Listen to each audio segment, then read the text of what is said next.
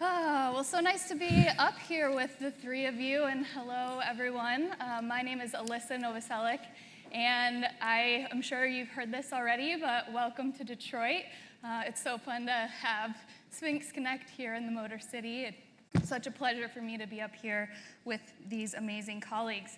So today we're going to talk about being rogue agents and unusual suspects. And I must admit, when I first saw this in my email inbox, I was like, that's what I'm facilitating today? But I think we're going to unpack that a little bit here and talk about the ways in which we see ourselves and in that and ways in which that we possibly don't. So a couple logistics. I think you all know, but questions are coming up here to this amazing iPad through the Slido system. So we're going to talk for about 30 minutes, and then I'm going to leave about 20 minutes for your questions. So please use that platform to submit your questions. In addition, for those of you extroverts in the room, there are mics around, so please feel free to walk up to those and ask the questions. Our contact information is available on the Sphinx site. I think that links to each one of our organizations. So please, if you have further questions after this session, reach out, and we would all be happy to answer any other questions you have. So I am so pleased to be able to introduce all three of these amazing people that join me on stage today. First, next to me is Kristal Pacific, the grant-making manager at Opera America. Kristal is an empathetic cultural leader who is deeply committed to driving positive change by advocating for the people and places working to make our communities more inclusive, equitable, and enjoyable. Kristal has had a remarkable success in generating financial support for artists and arts institutions as a fundraiser. An emerging philanthropy practitioner, Pacific currently serves as the grant-making manager at Opera America. In addition, she mentors the next wave of arts executives as an adjunct instructor in Drexel University's Arts Administration and Museum Leadership online graduate program. She is a trained soprano with varied international performance experience as a soloist and member of several prolific ensembles. Kristal holds a master's degree in arts administration from Drexel University and a bachelor's degree in music history and classical voice from Temple University. Next to Kristal, I am pleased to introduce Cristina Pato, Galician bagpiper, pianist, educator, writer, and producer. She is a master of the bagpipes, a classical pianist, and a passionate educator. Hailed as a virtuosic burst of energy by the New York Times, her professional life is devoted to cultural exchange and forging new paths for the bagpipe. Cristina has performed on major stages throughout the world and has released and produced 6 solo albums and 2 solo piano recordings. She serves as learning advisor for Skill Road with Yo-Yo Ma, has been an artist in residence at a number of universities, including Harvard and the University of California, Santa Barbara, where she develops interdisciplinary learning projects on the role of arts in society. She is the founder of a festival, writes weekly columns for a newspaper. She is an active performer, lecturer, and public speaker. Cristina holds Doctorate of Musical Arts from Rutgers University, degrees in piano, music theory, and chamber music, and has gotten her second PhD in cultural studies. She also serves as chair of Spanish Culture and Civilization at the Center in New York University for this academic year. So thank you for joining us, Cristina. Lecolion Washington, who's the executive director of Community Music Center of Boston, is our final panelist. After over 20 years as a performing musician, 15 years as a music professor, and 10 years as an arts administrator, Washington has established himself as a leader for the next generation of arts entrepreneurs, and he has been a staunch advocate for the relevance of music as an agent for social change. He is the executive director of the Community Music Center of Boston.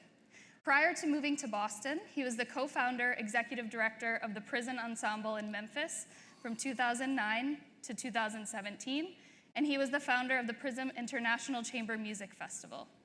In 2015, he was named as one of the Memphis Business Journal's top 40 under 40. He was selected as the 2019 Musical American Top Professional of the Year, honoring innovators, independent thinkers, and entrepreneurs.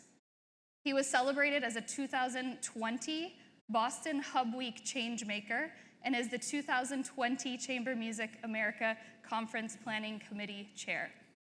As a bassoonist, he has performed solo recitals and master classes at colleges and universities all over the world.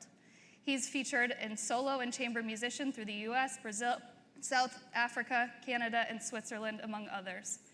As an orchestral musician, he has performed as a guest principal and/or co-principal bassoon with orchestras such as the Orpheus Chamber Orchestra and Sphinx Symphony Orchestra. I am so pleased to share this stage with all of you, and I would love for you, those are super impressive bios, and just so honored to have your three diverse perspectives as it relates to this topic. So it's so evident that you all have come into your position through very distinct and unique experiences. So as I've read your bios, can you dig a little deeper by telling us how those experiences have impacted your work and how you relate to this topic of rogue agent or unusual suspects? We'll start down here with you. Oh. Hello. I was looking down, I was like, good, I have time to think about that.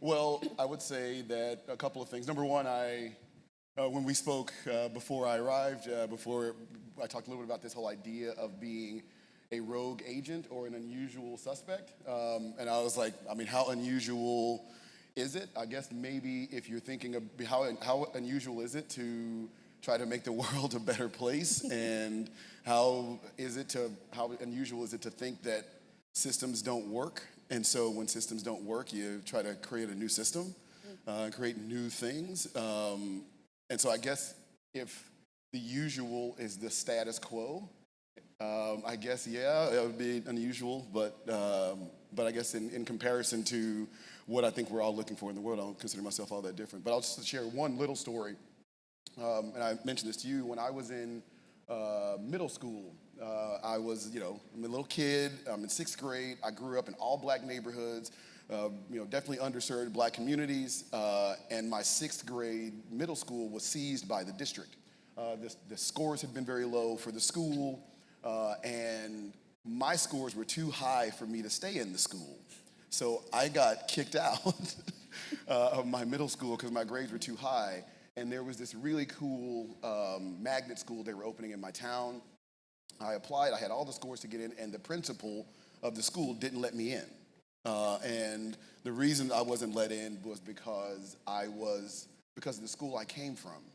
She was like, well, if he came from I know his scores are good, but if he came from that school, then maybe he's not gonna be successful in this new school. And my parents, who neither of whom had a college education, and they were divorced, they came together and they fought and they battled all the way to the school board, and the school board forced them to let me into this school.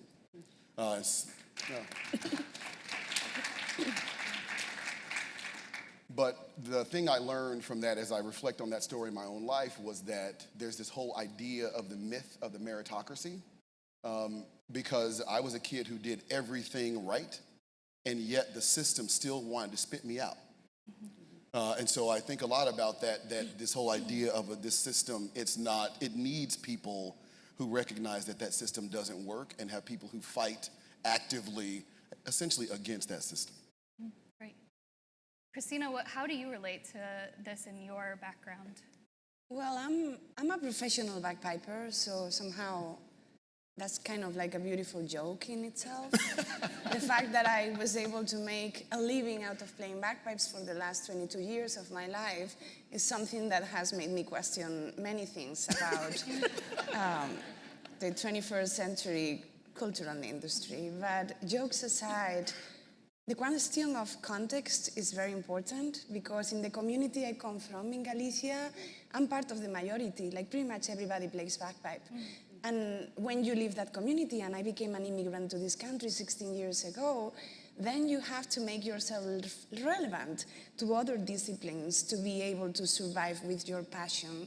And in my case, my passion was the bagpipe, although my academic education is as a classical musician. So living in between the two worlds, the world of folkloric music and the world of classical music, is something that has made me think and reflect a lot what is the role of music in society and what is the difference between playing for the people or to the people and with the people and for the people.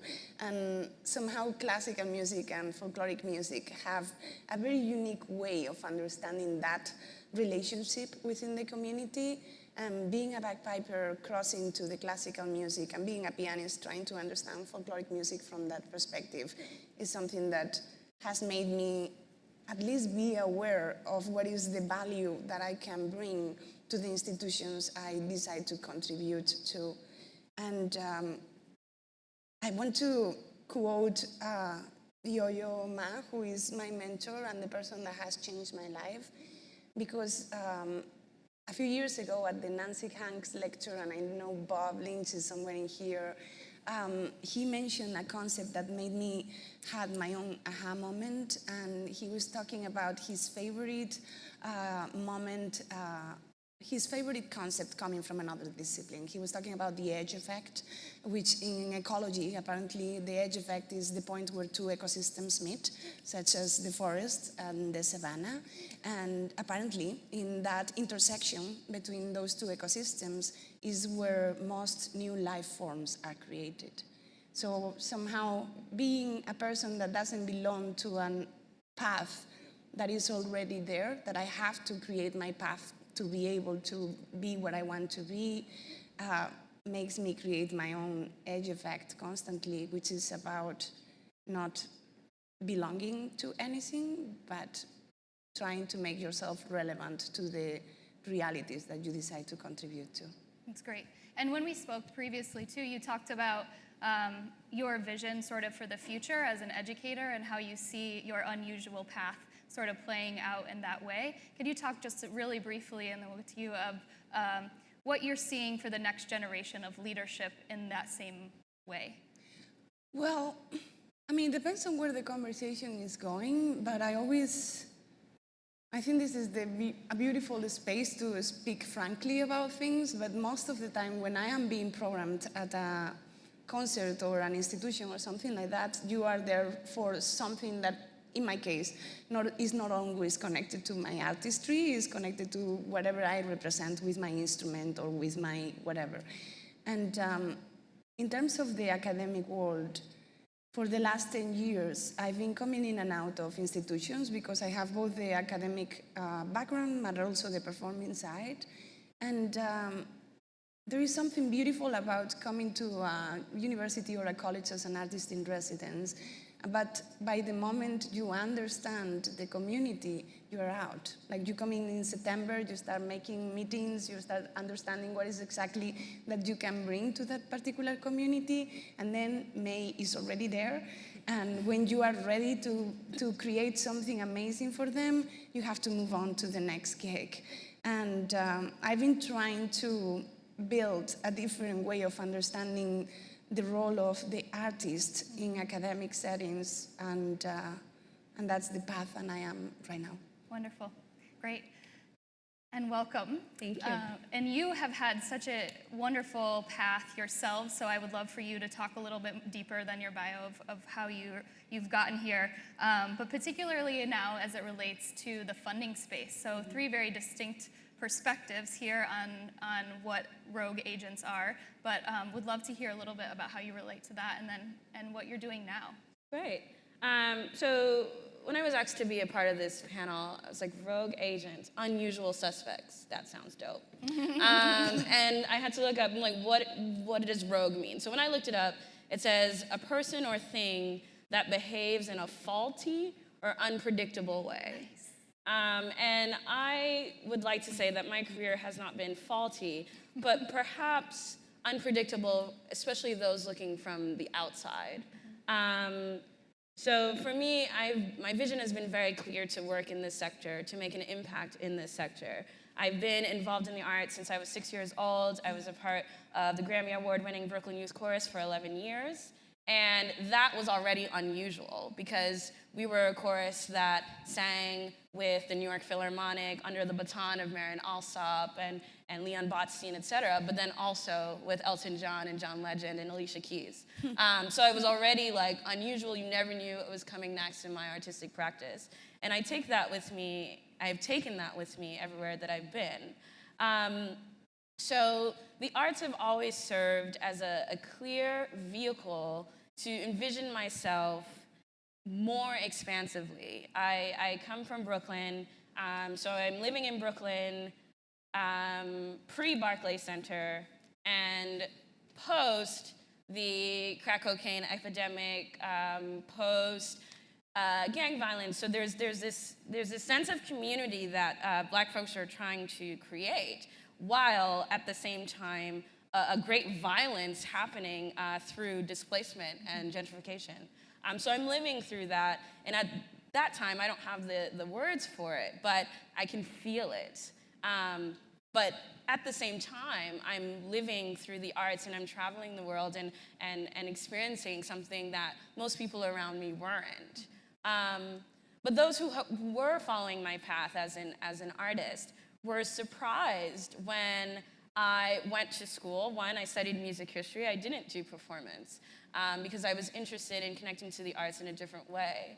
And then after that, I decided I didn't want to perform full time. I still maintain an artistic practice, but I wanted to be in an administrative role because that's where I believe that I could make the biggest impact. And so I've held position. My first position was actually at the Philadelphia Museum of Art. I expanded my horizons even wider outside of music. I've worked in visual art, I've worked in theater, I've worked in dance. And now, most of those positions were in fundraising.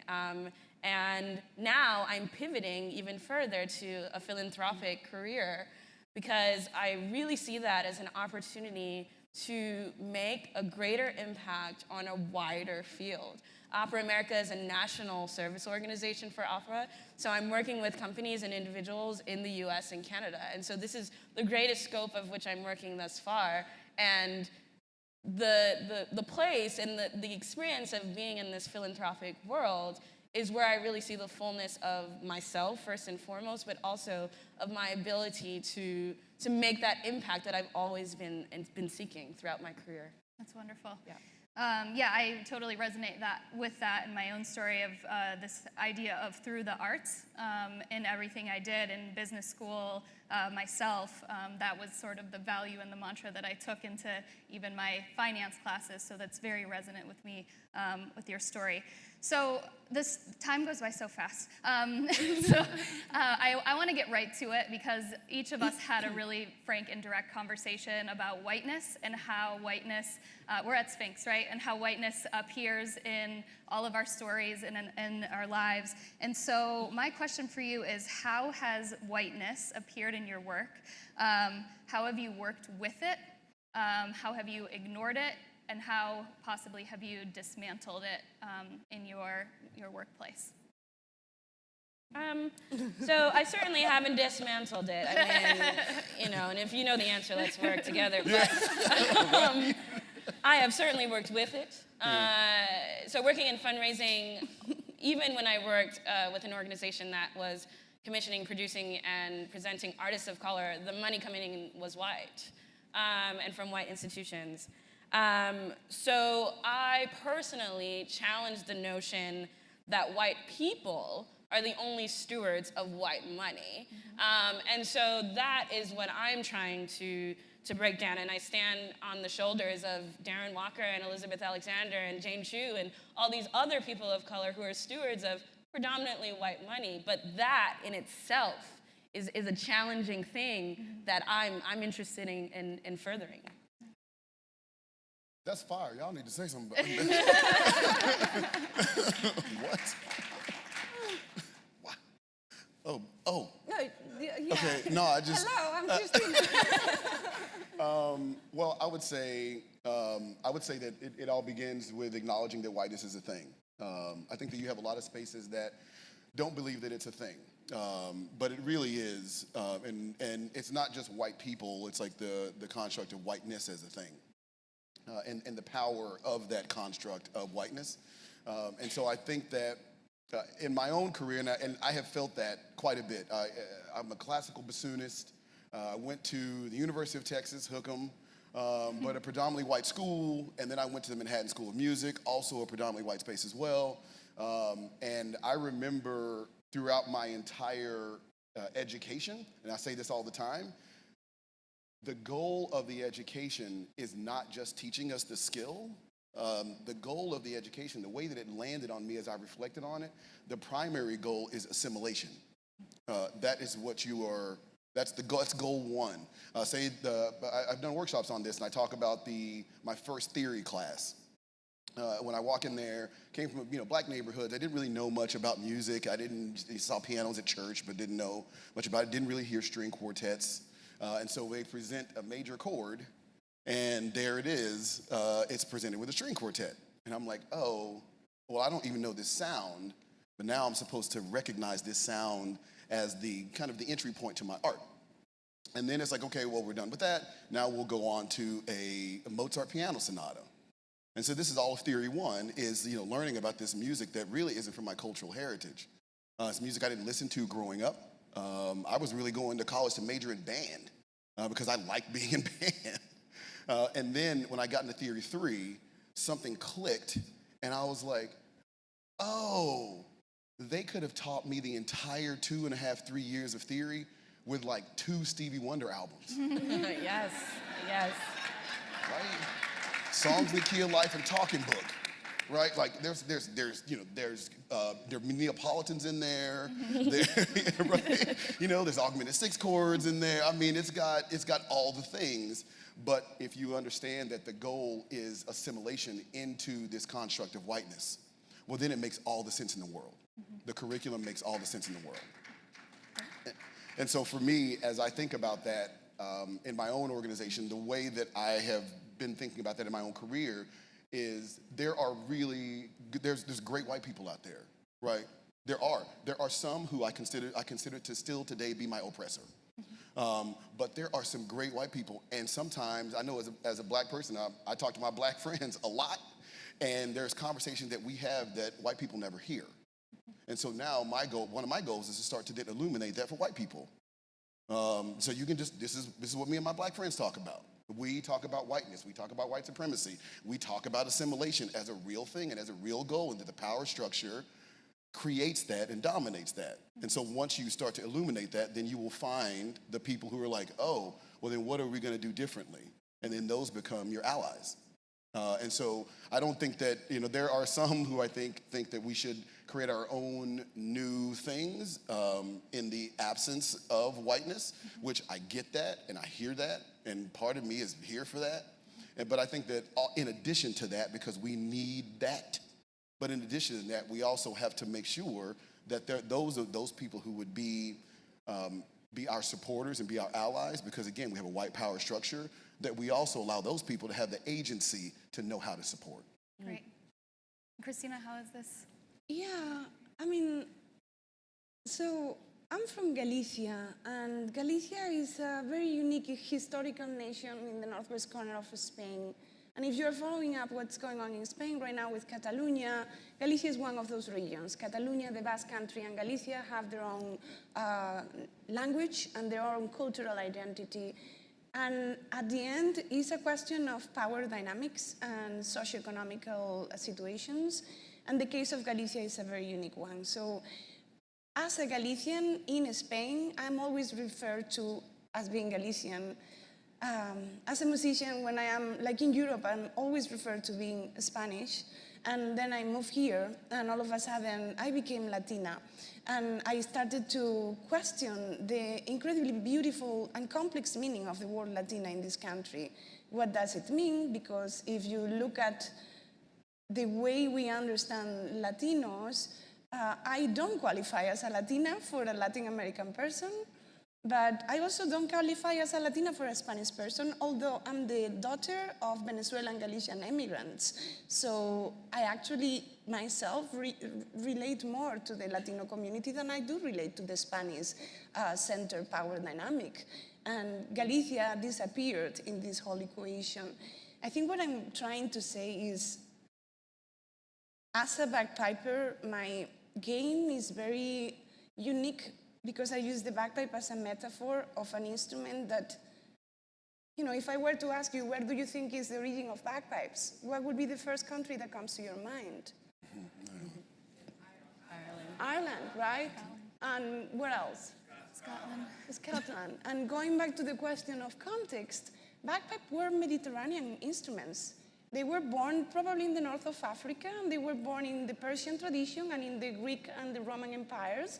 And somehow, who ends up writing history ends up recreating who we are and how we fit into the world. And I use the bagpipe metaphor as a way of bringing up conversations that when we talk about who we are, when we talk about our cultural identity and our roots, it's easier to use an instrument that nobody cares about to be able to talk about the difference between, the rich world of classical music and the invisible world of folkloric music. And I'm gonna bring up an example of the opposite. As a bagpiper who comes from a rural community, and being a classical musician was an exception that my mother wanted. My mother comes from the Hunger generation in Spain, born around the Spanish Civil War. She didn't have any access to education. She migrated to Venezuela when she was 17 to work in a house, and then she came back with my father, and she had 4 daughters. And she wanted to make sure we didn't have to go through whatever she went through. So she thought that education was the tool to get there.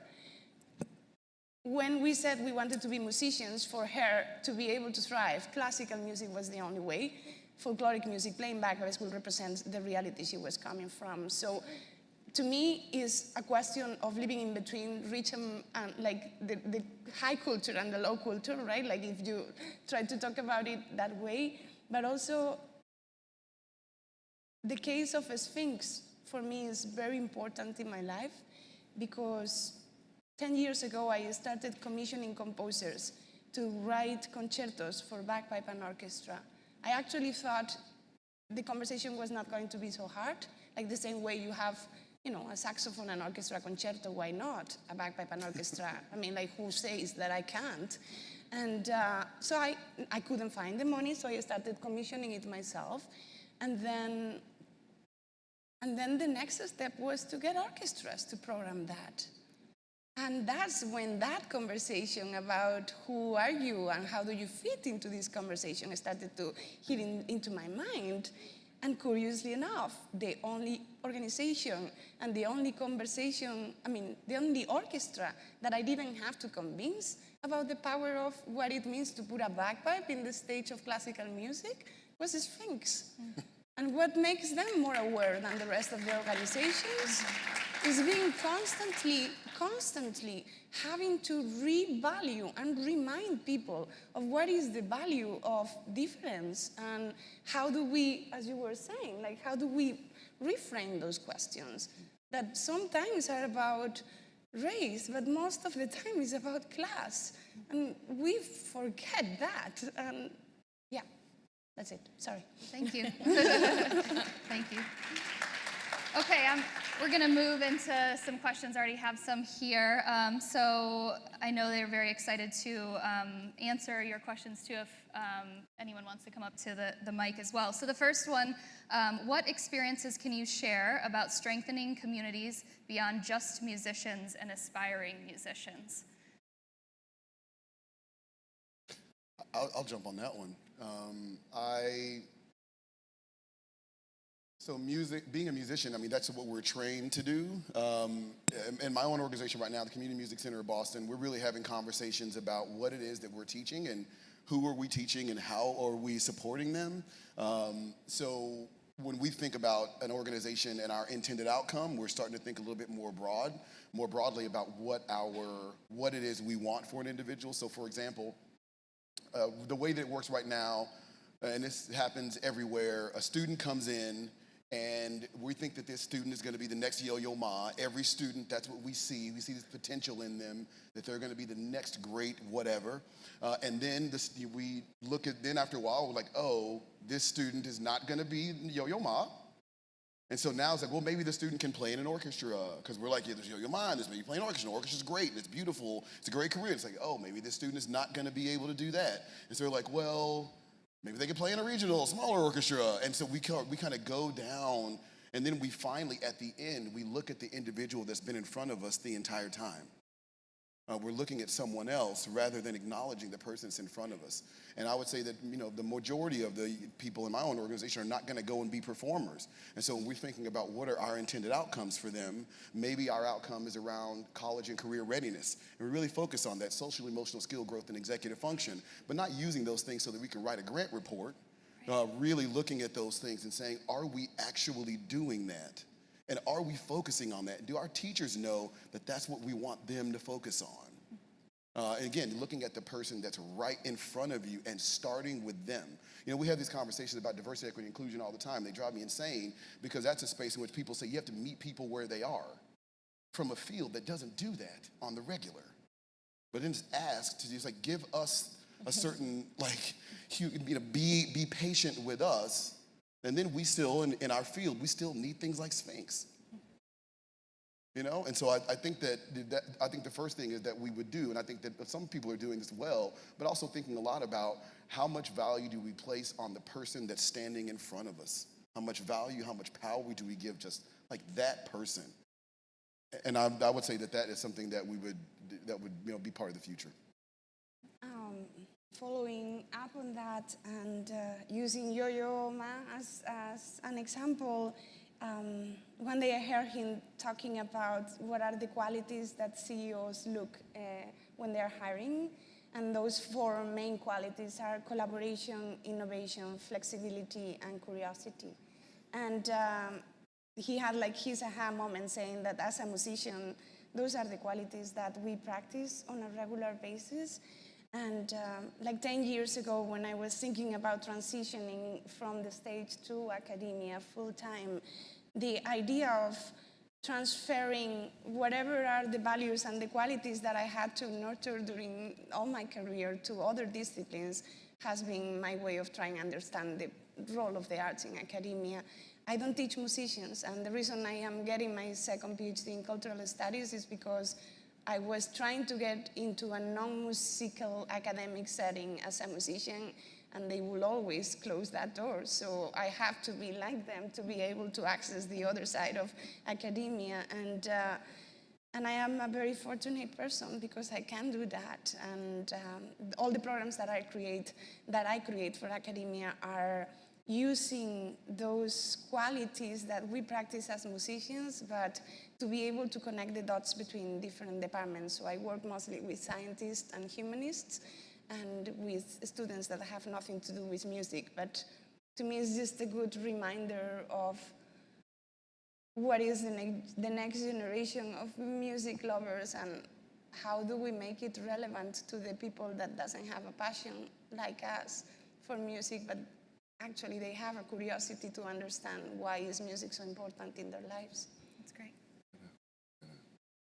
Yeah, you can't see them, probably. Cannot see There's someone at both here. Alexa's there. Go ahead. Hi, hello. My name is Candea Shepard. I actually am excited about this conversation because I had the pleasure of facilitating a conversation yesterday with my colleagues about the responsibility of arts educators and administrators in this role. Myself, just quickly, my background, and I'm excited about this panel as well because I'm coming into this space of Sphinx. I play the steel pan, and I've always been playing classical music and contemporary music and straddling the two worlds. And so when I was bringing up this concept, I was thinking about the fact that we are sitting here in this room because the landscape is already diverse through a lot of initiatives, right? And we've been trying to attack inclusivity by approaching it from the lens of diversity. And so from you guys, can you speak to the importance of the responsibility you have to leverage your position, in terms of advocacy and agency to affect the change? You were talking about that space that you have to create a new pathway because we've been doing things the same way in this arts education landscape for the next century to promote more inclusivity. Great. good question. In my role working in grant making, Offer America is another organization that has is promoting EDI within its practices. So 2 of our grant programs are for individual artists, 1 women composers, and 2 composers and librettists of color. And for me, being in that space, I take it as my responsibility. A lot of the time, what I'm doing most is coaching those specific applicants who don't always see themselves in this operatic space. And 1, being therapist of yes, you are, and 2, we're going to, I'm going to help you make an application that is competitive. And so that's what I do most of the time.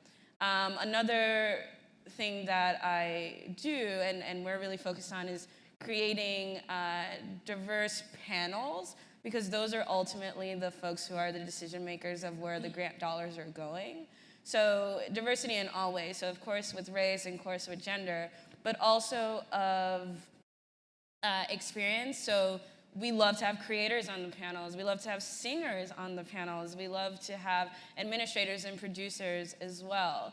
So looking at diversity in its broadest sense in order to work towards equity is something that I'm personally interested in and am pushing the organization forward in. I will step back. Okay. There's someone over there. Hi, I'm Alissa Smith. I'm the Chief of Staff at Manhattan School of Music, and I manage our Culture Inclusion Initiative. Mr. Washington, I am also an alum, so when you were talking about assimilation, I think about that every day being in conservatory, and I'm lucky that I get to help change that. Obviously, it means we have a lot of difficult conversations that challenge people who have worked in that system for 30, 40, 50 years. And I loved what you're talking about now having those conversations not just with your Black friends, because that's what I did for a long time, and now I have to work really hard to focus that conversation to help people trust me. So I'm curious if you could share an experience of when a conversation that was challenging went really well, and how you sort of keep improving how you talk to white folks about these things. Like when I was a student, I had to ask 4 teachers to give me recommendations for Black composers for art songs. And when I started this job, I'm like, I never want a student to have to look beyond one person for suggestions. But yeah, I'd love to hear more about how those conversations have helped. Yeah, there's a couple of things. Thank you for your question. There's a couple of things. I would say that one of the things that we've done, and I'm in my first, Community Music Center Boston is one of the larger community music schools in the country. We have 5,000 individuals. We're in 19 neighborhoods, so it's really broad just as an organization. And one of the things that we did and we have done is we now have normalized the conversation about race, gender, and equity. It's not one of those things where, once a year we do the training, we look at the webinar, and then we go back to the status quo. It's actually something that organizationally that we've just absolutely normalized. And it really, and I say this all the time, it starts with whoever's in charge. I'm going to point to Margaret Leoy right there, who is the head of Chamber Music America. I have a lot of respect for her. I'm on the board of Chamber Music America. I have a lot of respect for her and the work that Chamber Music America is doing, because it's much more clear. Chamber Music America said we're going to value equity, but when we look at all of these things, we're going to look at them through a racial lens. So when we're looking at gender, we're looking at gender through a racial lens. When we're looking at ability, we're looking at ability through a racial lens. It's real clean and clear. So that way, because the greatest beneficiaries from the civil rights movement was white women, right? Because it's easier to frame that from a white perspective. But the idea is to say that. It's to say that was the greatest beneficiary, so how can we create something that's a little bit different? And so in my organization, we do that all the time, and we have absolutely normalized it. So every month in our staff meetings, We have 2 a month, and one of them is always some conversation legit around equity. We just had one last week, and that's just the way that it has to be, because the truth is, predominantly white spaces have severe blind spots. Severe. And once or twice a year is not going to illuminate that blind spot. You have to do that stuff all the time. And we had a consultant came in. Her name was Liza Talusan. I want to make sure to give her props. And one of the things she showed us was this research from MIT. MIT did research, and they said that diverse spaces consistently outperform homogeneous spaces. Homogeneous spaces are just happier. And then the way she framed that at the end, everybody's feeling that, okay. It was like, bruh. But the way she framed that, which I love the way she then framed it, she said, homogeneous spaces are happier about losing. Yeah, because they're being outperformed in these other spaces, and they're happy. It's like, because our space is happy and a loser. And I think that you have to really use some like very straight and honest language about it, because if you don't, you end up with something where I go to a space and I'm like, this place is not diverse because it's all white, and then someone will then tell me, oh, well, we have older people and younger white people. We got tall white people and short white people. We have Catholic people and Jewish people, and and I'm like, I get it. And this place is not super diverse. And again, but trying to create a perspective and spaces that just normalize it, that it's no blame, shame, or guilt. White supremacy is a thing, and white people benefited from it. Fine, no blame, shame, or guilt, but let's move on. Let's normalize what the future would be. Great. Kristal, what do you think about her question? Any tactics, particularly in your current role, that come to mind? We have, so I'll preface it to say that I've been there for 6 months. Right. So I don't want to speak on behalf of all the work that they did before I got there. But since I've been there, we have a couple of affinity groups is a big thing. So we have what they're calling the Alana Network. If you're in academia, you know what that means. If you're not, you probably don't. They're using this Alana term, African, Latinx, Asian, Arab, and Native American to describe people of color. I have issues with it, but it's what we're working with. We have that network. We also have our Women's Opera Network. So that's a major strategy. And I think in those spaces, there's the ability to have conversations with like-minded folks, but then also bring it to the decision makers in the institution. And we also have an EDI officer whose primary role, he actually lives in DC. So we're a 501c4, which means that we can do advocacy. And that's something that's huge. So we do, and he is always on Capitol Hill and fighting for arts in general, but also towards equity. And so those are two of the tactics that we currently have in place. That's great. Yep. A question in there. Hi, I'm Kai of Unison Yoga and Music by Kai, and my question for you as rogue agents and sort of trailblazers for bringing audiences to you, do you have any advice for people who are trying to forge new paths and create new things to bring the audience to you, whether it's the audience outside of classical music or even the classical music audience itself? Like, how do you draw those people in and get them excited about your projects and your mission and your... Yeah, so as a musician, I work as an independent artist, and I also work with Yo-Yo Man, the Silk Road Ensemble. And I have a quartet that we do jazz. I mean, I use jazz as the language for freedom. And that's the only musical language that never questioned about the fact that I was playing bagpipes. And it is fascinating to see when I go to one stage with Yo-Yo and Silk Road, the kind of audience that you get in the room. And usually the way I built my career in this country was what happened after that. Like, the same presenter will invite me back with my own project.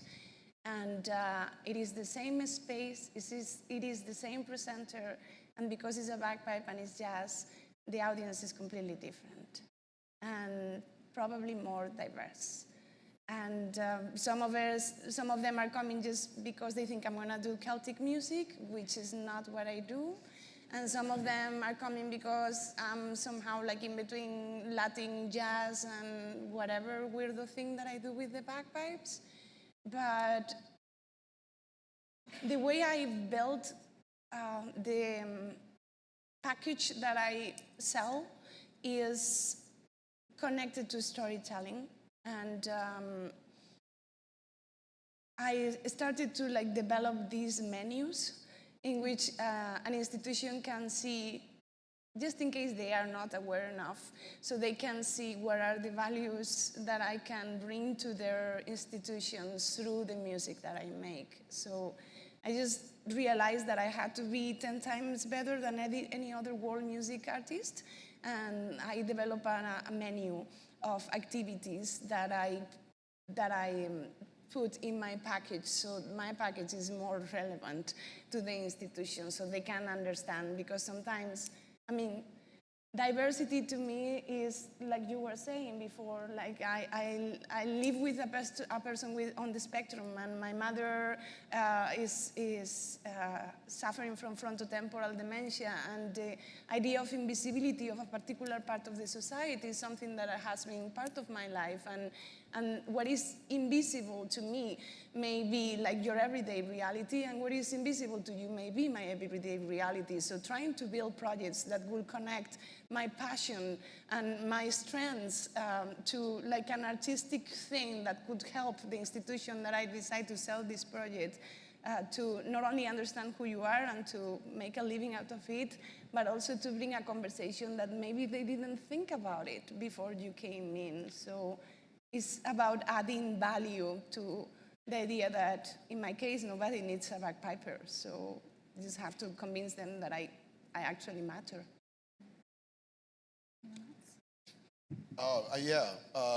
That was beautiful.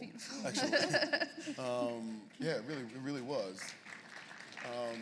And I would say that, to be honest, this is something that I learned really in the time I was living in Memphis. Because I was a founder, me and my wife were co-founders of an organization, founded this chamber music festival, and one of the best bits of advice that I got was, if you want people to go to your stuff, you have to start by going to their stuff. Yes. And so if you're thinking about how to get people, who do you want to come? Where are those people? What are they doing? How much time do you spend there?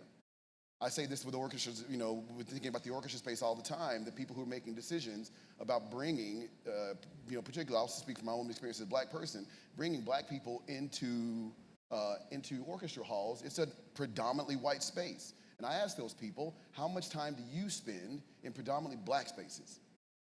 Like, have you ever been to one? Do you go to black church 4 times a month or twice a month or ever in your life? I spend most of my days, in a lot of rooms. A lot of people don't look anything like me, so I know what that is like.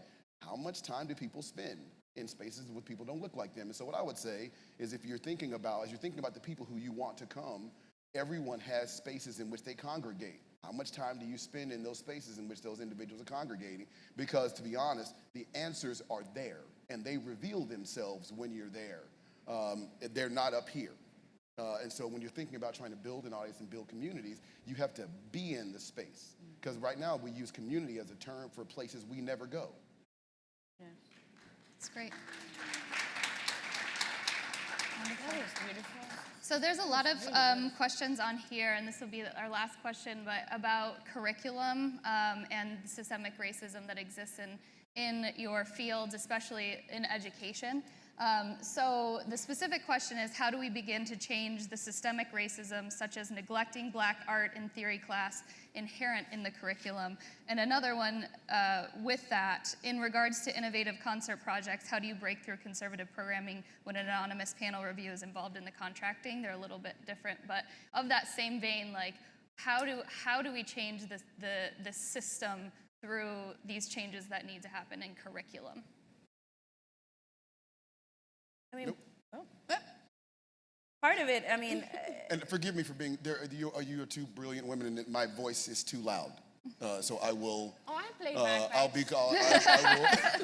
I just want to make sure usually that the loudest voice in the room, so... I'm modeling. I'm modeling for predominantly white spaces. This is what it's like when you make an attempt to step back. So please. I love you.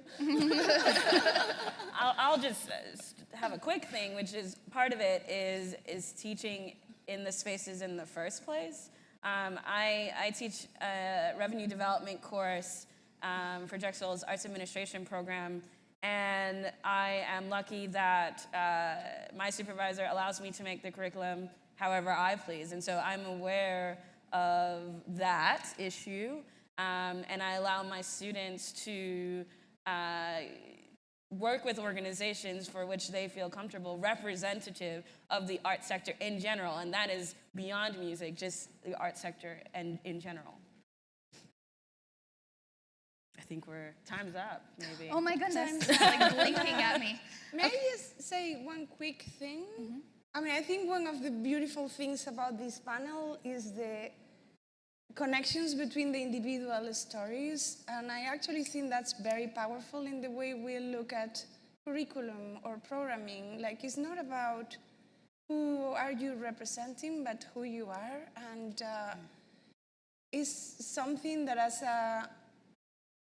a female bagpiper, which is kind of the tag that I had to carry for the last 20 years, I just want them to see the artist, the musician, the whatever I am, and it's just the storytelling is usually the way that got me wherever I ended up being, and it's impossible to think about. I think the word Latino helps us understand what happens when we generalize who we are, and we try to sell that as a package. Great.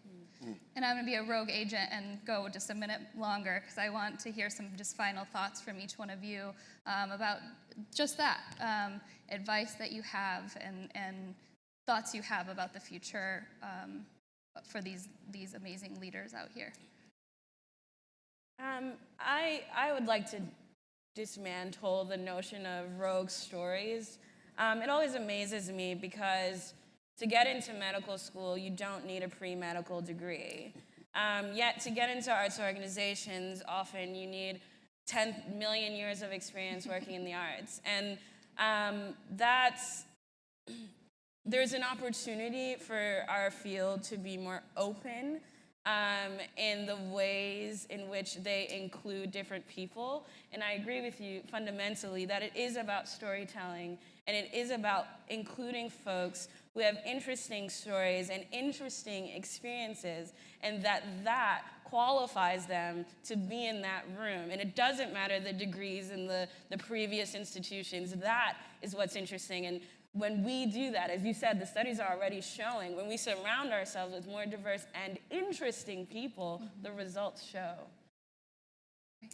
Thank you. I think we have two amazing examples with this organization. Afa and Aaron have been doing it in very unique ways, and to me they're an incredible inspiration of what actually is the role of the artist in whatever environment they are in. So I wish in the future people like them do not need to create an organization to actually put their thoughts out. They could actually use the organizations that are already there to make magic happen as they are doing. Yeah, mine would be around this whole idea of arts and culture. We all exist inside the arts and culture portfolios of foundations. We're in the arts and culture field. And when you think about arts and culture being connected, and then you take the culture piece, you can't talk about culture without talking about identity. And so if we can start getting into a space in which or arts organizations start looking at what they're doing and asking themselves, which culture am I promoting right now? And I tell people I never go to Black History Month things, ever, unless, of course, I can see that this place has valued Black people all year, because I'm Black all year. I'm not just Black in February, and I'm not just Black when, like, you want to acknowledge my existence, right? And so when you think about that, I would say that we understand that identity, when we start looking at our organizations and our concert programs and asking ourselves, which culture are we promoting? And thinking about our string quartets and our chamber ensembles, which culture are we promoting? And our band programs or whatever, which culture am I promoting? And is that the culture that I want to promote? Because we think that these things exist in a vacuum, and they do not. We're in arts and culture is identity. And we're always promoting some culture. We're always promoting typically a dominant culture. And we have to then, I think, acknowledge that and either embrace it or then say that's the problem that we're all solving for. Great. Well, thank you so much for all of your insights. There are a lot more questions in the queue, so I would encourage you to reach out to us individually. All these are anonymous, but please pose those to us in person or via email afterwards. I know we'll all be very happy to answer those. So thank you again. This was a wonderful conversation, and thank you for your great questions. Thank you, Alissa. Thank you.